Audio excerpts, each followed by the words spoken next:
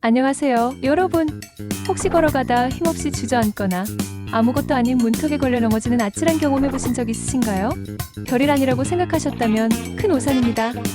오늘 저는 여러분께 침묵의 살인자라고 불리는 무서운 질병, 바로 근감소증의 충격적인 진실을 파헤쳐드리려고 합니다. 나이 들면서 근육이 줄어드는 건 당연하다고 생각하셨나요? 아니요, 절대 그렇지 않습니다. 근감소증은 단순한 노화 현상이 아니라 우리 생명을 위협하고 삶의 질을 송두리째 앗아갈 수 있는 심각한 질병입니다. 여러분의 소중한 삶, 그리고 자립적인 생활을 지키기 위해 지금부터 저와 함께 근감소증에 대해 낱낱이 알아보시죠. 혹시 요즘 들어 부쩍 기운이 없거나 쉽게 지치고 계단을 오르내리는 것이 힘들다고 느끼시나요? 그렇다면 이 영상에 더욱 집중해주세요. 이 증상들이 단순한 노화가 아니라 여러분의 근육이 위험 신호를 보내는 것일 수 있습니다. 근육은 우리 몸의 엔진과 같습니다. 이 엔진이 점차 힘을 잃으면 어떻게 될까요? 상상만 해도 끔찍하죠. 오늘 저는 근감소증이 왜 단순한 노화 현상이 아니라 질병으로 불리는지, 그리고 이 질병이 우리 몸에 어떤 치명적인 영향을 미치는지 자세히 설명해 드릴 겁니다. 또한 전문가들이 추천하는 근육 지키는 운동법과 단백질 섭취 전략까지 모두 알려드릴 테니 끝까지 함께 해주세요. 자, 그럼 시작해볼까요?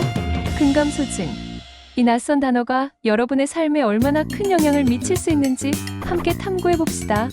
여러분, 예전에는 근육이 줄어드는 것을 그저 자연스러운 노화 현상으로 치부했었죠. 하지만 2016년부터는 세계보건기구 WHO에서 근감소증을 정식 질병으로 등재했습니다. 이게 무슨 의미일까요? 바로 근감소증이 더 이상 나이 들면 당연한 현상이 아니라 적극적으로 예방하고 치료해야 할 질병이라는 의미입니다. 우리 몸의 근육은 30세부터 서서히 줄어들기 시작해서 50세 이후에는 매년 12%씩 손실됩니다. 그리고 70대가 되면 무려 절반까지 줄어들 수 있다고 하니 정말 놀랍지 않나요? 이 근육 감소 속도는 우리의 생활 습관, 식단, 활동량 등에 따라 더욱 가속화될 수도 있습니다. 실제로 통계청 자료에 따르면 2022년 한국 전체 인구 중 65세 이상 고령 인구 비율이 17.4%에 달했고 2072년에는 무려 47.7%까지 증가할 것으로 예상됩니다. 즉, 우리 주변에 근감소증 위험에 노출된 분들이 점점 더 많아지고 있다는 뜻입니다. 국민건강영양조사 결과에 따르면 60세 이상 남성의 47.9%, 여성의 60.1%는 하루 권장량보다 적은 단백질을 섭취하고 있다고 하니 우리가 얼마나 근육 건강에 무관심했는지 알 수 있죠? 이러한 통계들은 근감소증이 더 이상 개인의 문제가 아니라 우리 사회 전체가 주목해야 할 중요한 건강 문제임을 여실히 보여줍니다. 그렇다면 근육 감소가 우리 몸에 어떤 재앙을 가져올까요? 단순히 힘이 없어지는 수준이 아닙니다. 근육량 감소는 우리 몸 전체의 건강 시스템을 무너뜨리는 도미노 효과를 일으킵니다. 첫째, 낙상과 골절 위험이 기하급수적으로 높아집니다. 근육은 우리 몸의 균형을 잡고 충격을 흡수하는 중요한 역할을 하죠. 이 근육이 줄어들면 작은 충격에도 쉽게 넘어지고 뼈는 더욱 취약해져 골절로 이어지기 쉽습니다. 특히 고관절 골절은 노년층 사망률을 높이는 주요 원인 중 하나로 한 번 발생하면 회복에 오랜 시간이 걸리고 일상생활로의 복귀가 어려워 삶의 질을 급격히 떨어뜨립니다. 둘째, 신체 활동 저하로 이어져 당뇨, 심혈관 질환 등 만성 질환 발생 위험을 높입니다. 근육은 우리 몸의 혈당을 조절하는 중요한 역할을 합니다. 우리가 섭취한 포도당의 약 80%는 근육에서 소비되는데 근육량이 줄어들면 혈당 조절 능력이 떨어져 당뇨병이 발생하거나 악화될 수 있습니다. 또한 신체 활동이 줄어들면서 비만이 되기 쉽고 이는 고혈압, 고지혈증 등 심혈관 질환의 위험을 더욱 높입니다. 근육량 감소는 심장 기능에도 부담을 주어 심부전과 같은 심각한 질환으로 이어질 수도 있습니다. 셋째, 면역력 저하와 회복 능력 감소로 이어집니다. 근육은 우리 몸의 단백질 저장고입니다. 질병에 걸리거나 수술 후 회복 과정에서 필요한 단백질을 근육에서 끌어다 쓰게 되는데 근육량이 부족하면 회복이 더디고 면역력이 약해져 각종 감염에 취약해집니다. 심지어 폐렴과 같은 감염성 질환에 걸렸을 때 사망 위험까지 높인다고 하니 정말 무섭죠. 건강한 근육은 외부의 침입자로부터 우리 몸을 지켜주는 강력한 방패와도 같습니다. 이 방패가 약해지면 우리는 무방비 상태가 될 수밖에 없습니다.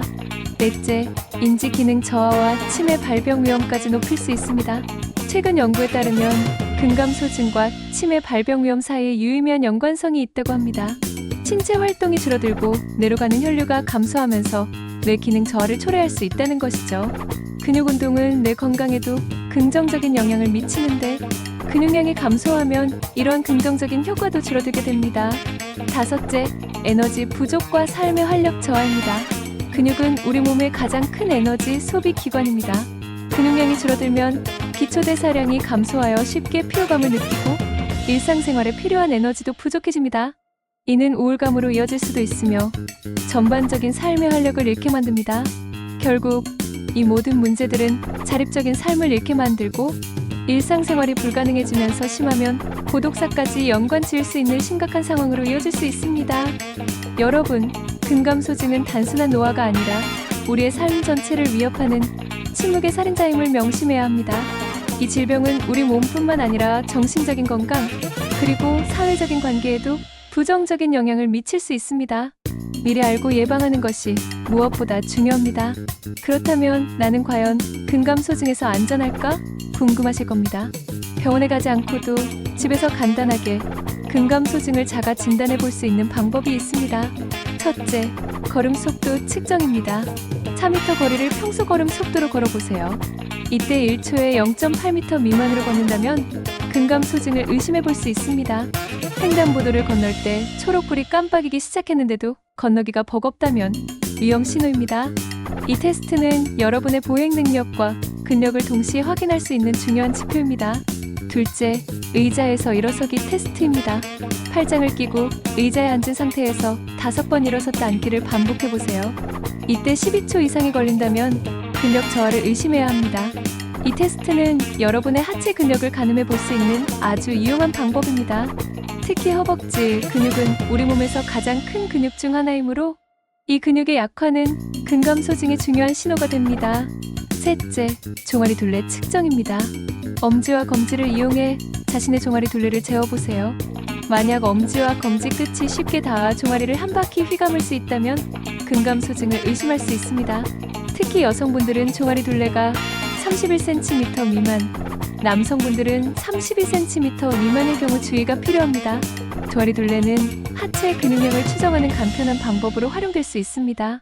물론 이 자가 진단법들은 어디까지나 참고용입니다. 정확한 진단을 위해서는 병원을 방문하여 인바디 검사, CT, MRI 등을 통해 근육량과 근력 검사를 받아보는 것이 중요합니다. 특히 주기적으로 병원에서 자신의 근육 상태를 점검하는 습관을 들이는 것이 좋습니다. 우리 몸의 건강을 확인하듯 근육 건강도 꾸준히 관리해야 한다는 것을 잊지 마세요. 조기 진단은 조기 개입을 가능하게 하여 더 큰 문제를 예방할 수 있습니다. 이제 가장 중요한 질문입니다.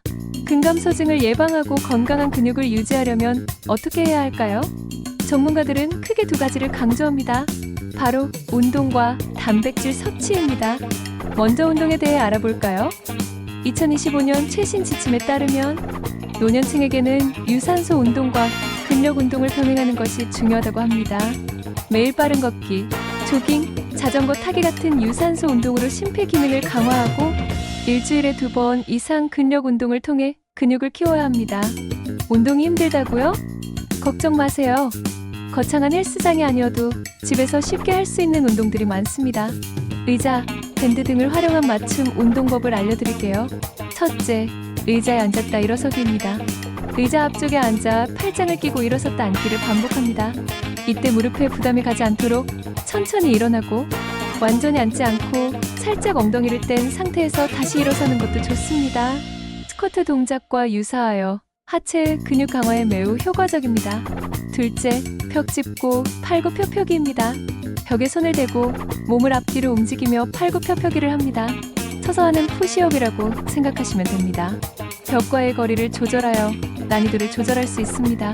상체 근육, 특히 가슴과 팔 근육을 단련하는 데 좋습니다. 셋째, 밴드를 이용한 운동입니다. 탄력 밴드를 다리에 감고 옆으로 걷거나 팔을 들어 올리는 동작을 반복하면 좋습니다. 밴드의 저항을 이용하여 근육에 추가적인 자극을 줄 수 있어 효과적입니다. 이처럼 일상생활 속에서 꾸준히 근력 운동을 해주는 것이 중요합니다. 운동 시에는 자신의 몸 상태에 맞게 안전하게 실시하고 운동 전후 스트레칭은 필수라는 점 잊지 마세요. 갑작스럽거나 과도한 운동은 오히려 부상을 유발할 수 있으니 주의해야 합니다. 무엇보다 중요한 것은 꾸준합니다. 매일 조금씩이라도 움직이는 습관을 들이는 것이 근육 건강을 지키는 비결입니다. 다음은 단백질 섭취입니다. 근육을 만들고 유지하는데 단백질은 필수 영양소입니다. 노인의 경우 체중 1kg당 1.2g의 단백질 섭취가 필요하다고 합니다. 예를 들어 몸무게가 60kg이라면 하루 6072g의 단백질을 섭취해야 합니다. 어떤 연구에서는 근육량 감소 위험을 줄이기 위해 체중 1kg당 21.5g까지 섭취해야 한다고도 하니 생각보다 많은 양이죠? 중요한 것은 한 번에 많은 양을 몰아서 섭취하는 것보다 세끼 식사에 골고루 나누어 섭취하는 것입니다. 아침, 점심, 저녁 식사에 몇끼 2030g 정도의 단백질을 섭취하는 것이 근육 성장과 재생에 가장 효과적입니다. 우리 몸은 한 번에 흡수할 수 있는 단백질 양의 한계가 있기 때문에 끼니마다 적정량을 섭취하여 꾸준히 근육에 영양을 공급해주는 것이 중요합니다. 그럼 어떤 단백질을 먹어야 할까요? 고품질 단백질 섭취가 중요합니다. 소고기, 닭고기, 생선, 콩류, 두부, 유제품 우유, 요거트, 치즈, 계란 등이 좋은 단백질원입니다. 이러한 식품들은 우리 몸에 필요한 필수 아미노산을 골고루 제공합니다. 특히 류신이라는 필수 아미노산은 근육 유지에 매우 중요한데 우리 몸에서 생성되지 않으므로 반드시 음식으로 섭취해야 합니다. 하루 약 2.52.8g의 류신을 섭취하는 것이 권장됩니다. 계란, 우유, 바나나, 견과류, 그리고 유청, 단백질 등의 류신이 풍부하게 들어있으니 식단에 적극적으로 포함시켜보세요. 아침 식사로 계란 2알과 우유 1잔, 점심에는 닭가슴살 샐러드, 저녁에는 생선구이와 콩밥처럼 단백질을 골고루 섭취하는 습관을 들이는 것이 중요합니다. 또한 비타민 D도 근육 건강에 중요한 역할을 하니 참치, 치즈, 버섯 등을 통해 충분히 섭취하는 것이 좋습니다. 비타민 D는 칼슘 흡수를 도와 뼈 건강에도 좋지만 근육 기능 유지에도 필수적인 역할을 합니다. 식단에 있어서는 지방 함량이 낮고 채소, 과일, 고품질 단백질 함량이 높은 지중해식이나 일본식 식단이 근감소증 예방에 도움이 될 수 있습니다. 이들 식단은 염증을 줄이고 전반적인 건강을 증진시키는 효과도 있습니다. 반면 가공식품, 정제 곡물, 붉은색 육류 및 가공육, 고당분 음료가 많은 서구식 식단은 근육 손실을 증가시킬 수 있으니 주의해주세요. 이러한 식품들은 체내 염증을 유발하고 영양 불균형을 초래하여 근육 건강을 해칠 수 있습니다. 여러분의 식탁을 건강한 단백질과 신선한 채소, 과일로 가득 채우는 작은 변화가 여러분의 근육을 지키는 큰 힘이 될 것입니다. 때로는 단백질 보충제를 활용하는 것도 좋은 방법이 될 수 있습니다. 특히 식사로 충분한 단백질 섭취가 어렵거나 운동 후 빠른 회복이 필요할 때 유용하게 사용할 수 있습니다. 하지만 보충제는 어디까지나 보충제일 뿐 균형 잡힌 식단이 가장 중요하다는 점을 명심해 주세요. 여러분, 우리는 흔히 젊은 시절에는 노년의 삶을 깊이 생각하지 못하고 살아가기 쉽습니다. 하지만 건강한 노년을 보내기 위한 준비는 바로 지금부터 시작되어야 합니다. 오늘 제가 말씀드린 근감소증은 단순한 질병이 아닙니다. 우리의 자립적인 삶, 그리고 행복한 노년을 결정하는 매우 중요한 요소입니다. 근육은 우리 몸의 통장과 같습니다. 젊은 시절에 근육을 꾸준히 저축해두면 나이 들어서도 건강하고 활기찬 삶을 살아갈 수 있습니다. 이 근육 통장에 쌓이는 것은 단순히 힘뿐만이 아닙니다. 활력, 독립성, 그리고 무엇보다 건강한 미래가 쌓이는 것입니다. 혹시 지금 이 순간에도 나는 너무 늦었어 라고 생각하고 계신가요? 아니요, 절대 늦지 않았습니다. 나이는 숫자에 불과합니다. 지금부터라도 꾸준히 운동하고 단백질이 풍부한 식단을 챙겨 먹는다면 여러분의 근육은 반드시 보답할 겁니다. 매일매일 조금씩 움직이고 건강한 음식을 챙겨 먹는 작은 습관들이 모여 여러분의 미래를 바꿀 수 있습니다. 침묵의 살인자, 근감소증으로부터 여러분의 삶을 지켜내세요. 이제 더 이상 근육 감소를 당연하게 여기지 마십시오. 근육은 여러분의 삶을 지탱하는 가장 소중한 자산입니다. 건강하고 활기찬 노년을 위해 오늘부터 여러분의 근육 통장을 두둑하게 채워나가시길 진심으로 응원합니다. 이 영상이 여러분의 건강한 삶에 작은 도움이 되기를 바랍니다. 여러분의 근육은 여러분의 삶을 바꿉니다. 지금 바로 시작하세요. 감사합니다.